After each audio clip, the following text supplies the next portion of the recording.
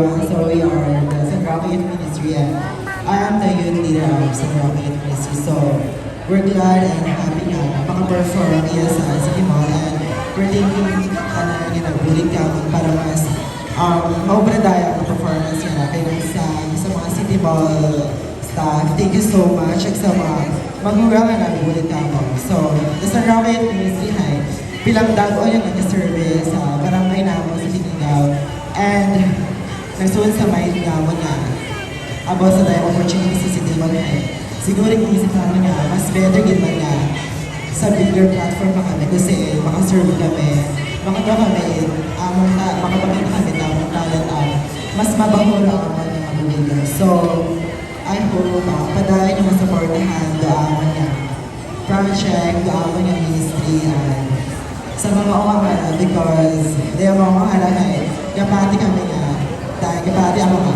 sanggal kabugo sa kiniyong actually ng mga magulang and habang bata ko gusto namin masalamat ang mga travel coordinators silang sa for training us yung maging responsible, better youth children para sa future. So thank you so much. Merry Christmas in advance. Happy New Year to everyone.